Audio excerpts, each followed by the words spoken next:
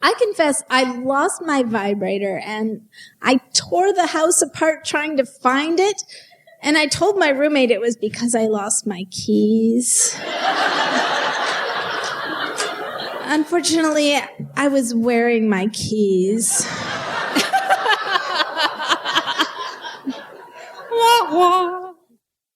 This podcast is intended for those 18 and over. If that's not you, please check out scarletine.com and come back to this podcast when you are of age. Thank you for listening to the Bedpost Confessions podcast. Bedpost Confessions is an Austin, Texas-based monthly reading and performance series about sex, sensuality, and the steamy side of life. Between performers, we ask audience members to anonymously submit anything worthy of a confession, which is then read aloud by one of our producers. The performance you are about to hear by Mandi was recorded on February 21st, 2013. Normally on the Bedpost stage as an ASL interpreter, Mandi switched her role at 8 months pregnant to share with us her thoughts on what to expect from sex while expecting. Here's Mandi. So where are my moms in the audience? Yeah. Do I have any pregnant people in the audience? Yeah, let's give it up for the pregnant people. Thank you for making it out here tonight. Okay, what I want to talk about is what to expect from sex when you are expecting. Are you ready? Okay. Yeah, that's right. That's right.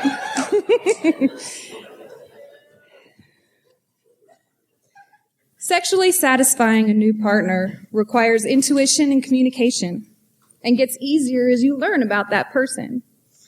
Over time, you learn how they respond to a certain touch, how you can position yourself just right to get them off like that. Practicing until you know their body almost as well as your own. So what do you do when your partner's body keeps changing on you? Shape, form, tolerance for touch, getting broader and wider and rounder and whinier until they climax to the point where you can't touch them for 6 weeks. While you end up with one of the most beautiful things that human beings are capable of creating, pregnancy can mean at least 10 months of romantic challenges. And it requires 3 things: a sense of humor, a strong stomach, and the willingness and ability to adapt and follow orders.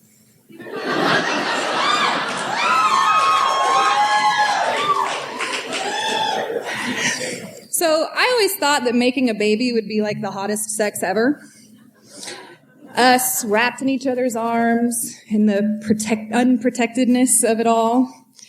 As it turns out, for a woman who has 1 kid and another one on the way, I haven't had a whole lot of baby-making hotness going on. Our first child was we're not really trying, but we're married and stuff, so do we really need to use a condom tonight kind of thing?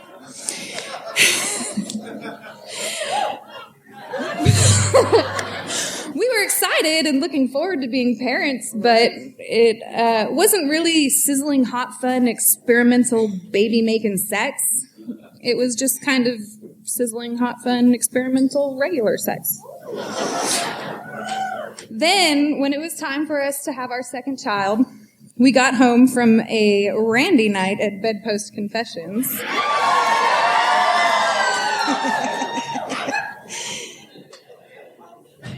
Yeah. It was amazing. We got home all razzed up from the show, and you need to know that as one of the interpreters, I have the best seat in the house, because I get to look at all you sexy people getting all horny during the show. So I bottle it up, I bring it home, and I take it out on my husband. So thank you for that. So anyway, we got it on, we got it good, and I'll be damned if we didn't make a baby. On the first fucking try, we got pregnant. Again, totally excited, but a little bit shocked. So on that note, if anyone in here is trying to get pregnant, I am willing to stud out my husband for a nominal fee.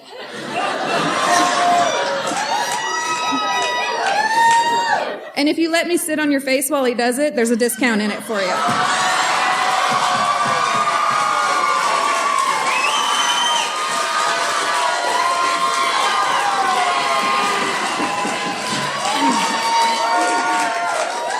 Maybe in a few months, anyway.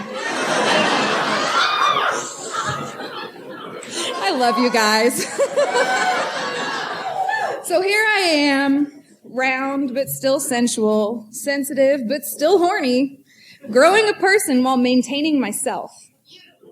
Can you imagine having an orgasm that another person experiences? I read somewhere once that when a pregnant woman has an orgasm, the baby gets a massage as the uterus ripples with pleasure. I'd imagine it's kind of like one of those hydro massage beds at the mall. You know what I'm talking about? Where you lay in it and it sprays water on you. It's pretty powerful. A lot like the gestational orgasm. So, okay, seriously. I'd like to take this moment to remind everyone that there is a natural barrier between your love canal and your baby. So there is no penis to fetus face contact, as a ridiculous number of people assume.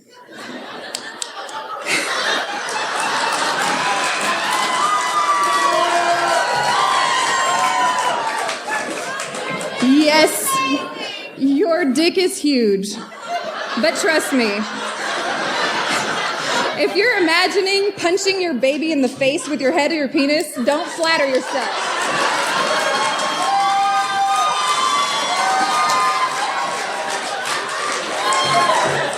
There's this thing called the cervix that keeps the baby in till the time is right, and it protects it from penetrating objects. My magical vagina might not prevent unwanted pregnancy, but it sure as hell will legitimately protect my baby. Studies actually show that consistent sex and orgasms have benefits for both mom and baby, including stronger pelvic walls and increased chance of carrying to full term. Interestingly enough, if you look at mommy forums about sex during pregnancy, you'll see posts on posts of frustrated pregnant women whose husbands won't touch them. Well, on the other hand, some women experience the loss of their sex drive altogether because of the hormones. So all you people out there need to go home tonight and get off for those poor sexless mamas and papas.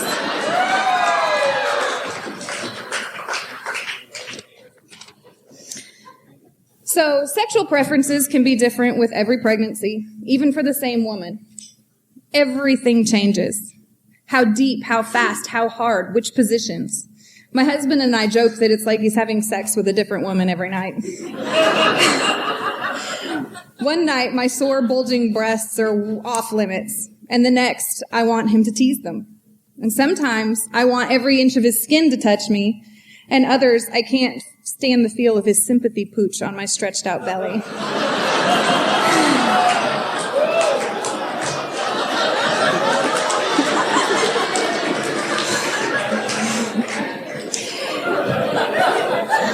He listens intently, satisfied to follow orders, while I learn how to better explain or show what I like.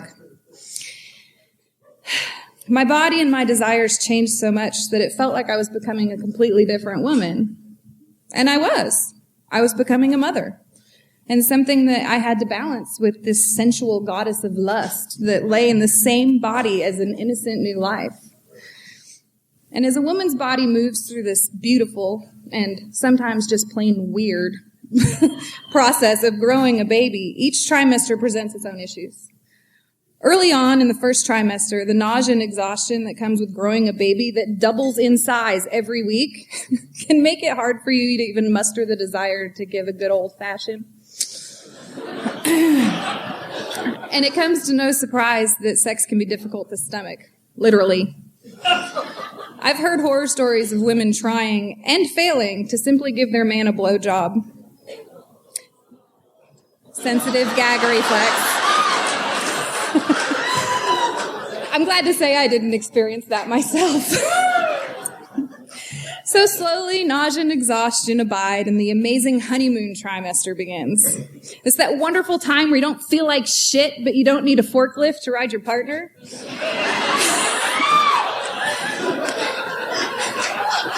For me, the second trimester came with some of the most intense and easy to achieve orgasms I have ever had in my life. So you got to understand, the amount of blood flowing through your body when you're pregnant can increase by up to 40%. And a lot of that blood is in your pelvic region.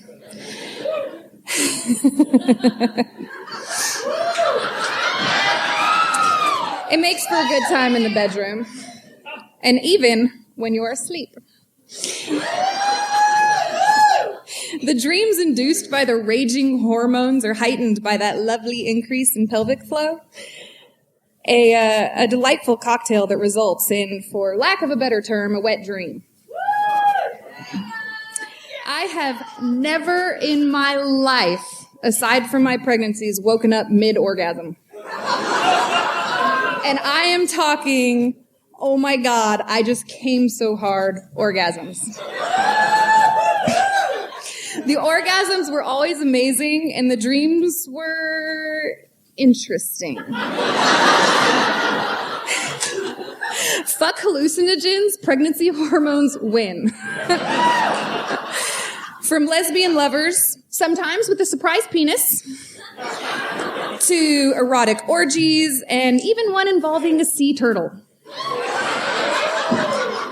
Not kidding. The dreams were never boring, and the orgasms were always amazing, and I always woke up in the best mood. Regardless of why I had such weird pregnancy dreams, or how fucked up I just might be, they feel amazing, and I wish I could have them all the time, minus the weight gain. Then, as swiftly as it comes, the honeymoon period abides, and in trumps the third trimester. The prepubescent Bigfoot monster emerges with its acne-riddled face, hair growing in places where hair should never be, the large belly swelled into the hugeness of the breast, swollen thighs and legs that have not seen a razor in weeks drag waterlogged ankles through painful strides. The third trimester shows no regard for your lofty goals of gaining the 25 pounds that's recommended during pregnancy. And any delusions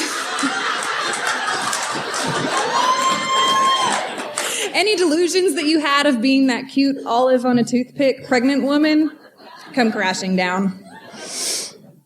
This is when a little sympathy weight on your partner can go a long way. Even the most confident of women can struggle with body image at this time. But somehow my man still manages to get aroused, even after I lumber into the room in my sweats and my moo-moo-esque pregnancy top, flopping myself onto the bed as I tell him, I'll start getting the 50 pillows that I need ready if you will help me get my pants off. He happily obliges every time, and if I'm lucky, he might go down on me, pressing his forehead into the lower part of my bulging belly.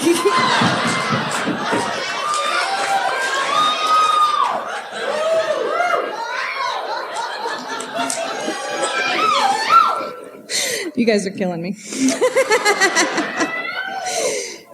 This is when I close my eyes and out of twisted pity, imagine him enjoying some beautiful non-pregnant woman vigorously penetrating her.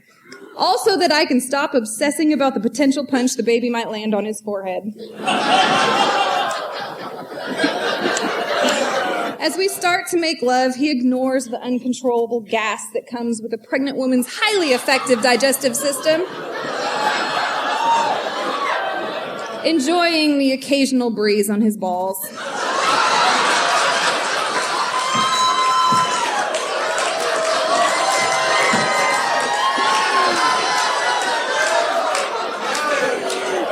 And if I ask for a bathroom break, he happily keeps the party going until I get back.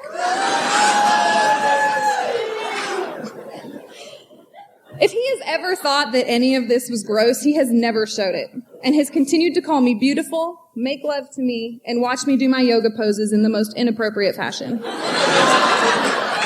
As much as I roll my eyes every time he makes sexual comments about my cat cow, I would be crushed if he ever stopped. He's a hoss. Even after the most embarrassing moment of my sexual career, he wasn't fazed. So let me back up a little. So I know it's annoying and cliche and you're tired of hearing it, but do your Kegels. There is a reason that every general practitioner, OB, midwife, sex educator, and so on talks about Kegels. And by the way, yes, it is Kegels, named after Andrew Kegel, the man who discovered the female pelvic floor. Who knew? But anyway, let me tell you why this is important. We'd had a nice night. I was happy and loose, having a fuck me silly pregnancy hormone moment. We flirted our way to the bedroom where I arranged my pillows, and he lit some candles, and he teased me in the ways that I gave him permission to.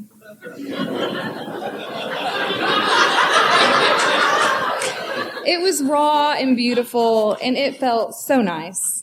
My whole body convulsed as I melted into the familiar clenching that meant this was going to be good. Like female ejaculate good. I only do that occasionally, but this time it didn't really go as usual. It just kept gushing and gushing and gushing. And oh my God. In the heat of the orgasm, I had gotten a little bit too relaxed, and I had peed all over him.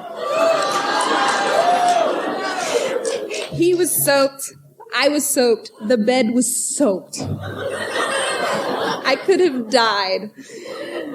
As we changed the urine-soaked sheets, this man that I appreciate with all my heart says something to the effect of, it was still pretty awesome.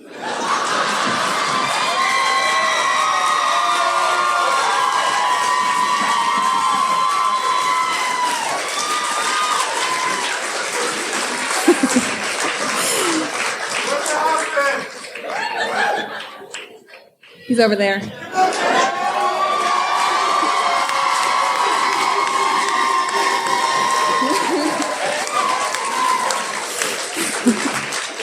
So the best part about this story is that when I told him that I wanted to use this in this piece, he didn't even remember that it had happened.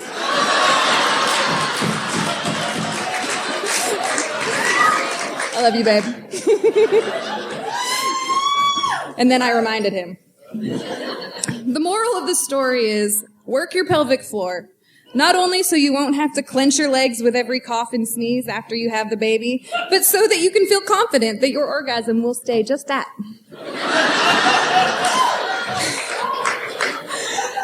So you get further through the third trimester and you get closer to giving birth, and you realize that you're prepping for some time without any vaginal fun. And don't even think about going near the rear. Trust me, it's not pretty. So, have you ever heard of orgasmic birth? It's a real thing. Yeah, I didn't have one of those. Maybe this time?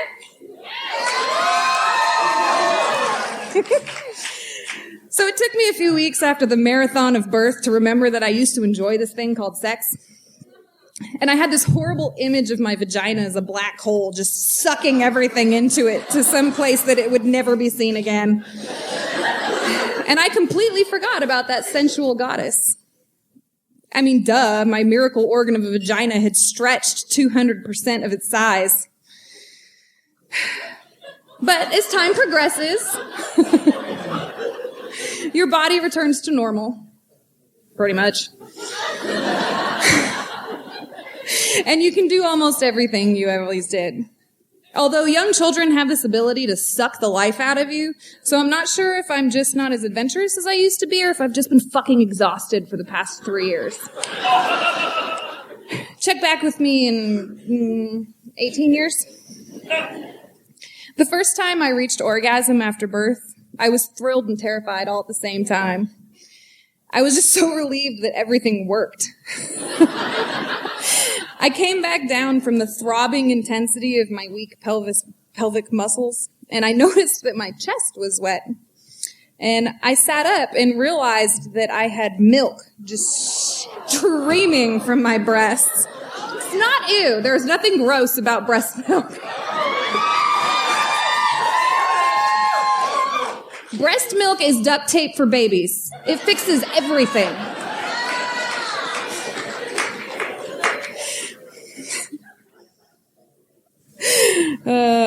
So I came back down. I grabbed my shirt from the floor, trying to dam the flood. Nothing I did worked. I guess my body had a hard time recognizing the purpose of that oxytocin in my body. You know, that's the hormone that's responsible for orgasm, milk letdown, and for starting labor. Well, my body clearly doesn't understand what that's for. And that's one of the reasons they tell you to do nipple stimulation and to have sex to start labor. But I tell you what, I had plenty of both of those, and my daughter was born a week late. That's bullshit. Pregnancy has been one of the most challenging obstacles that my husband and I have overcome together, and we are better people for it. I trust him with my whole being to be able to laugh with me through the hard times, love me through the gross stuff, and have patience while we figure out the rest. How bad could it be if we willingly did it all over again? Just remember, get a mattress cover, do your Kegels, and everything will be fine. I love you guys.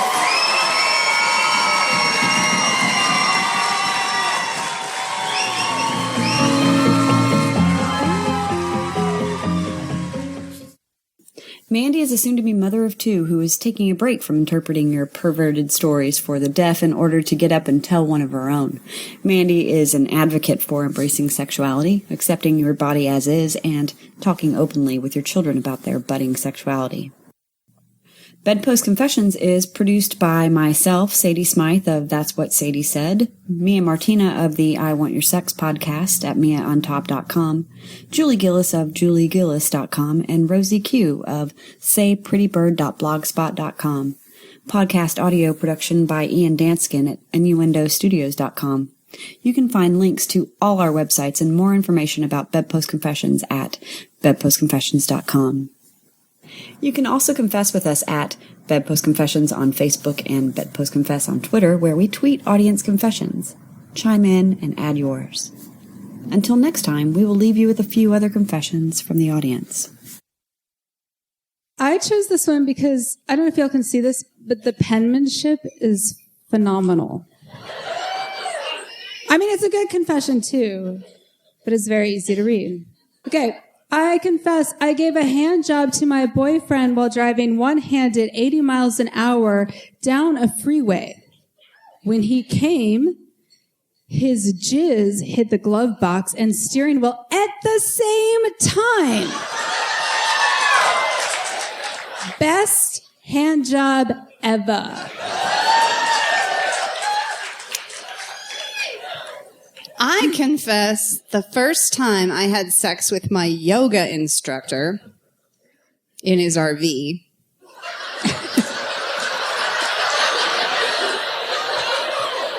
I forgot to take out my tampon. And I had to sit on the tiny toilet next to the bed while he helped me find it again. Namaste.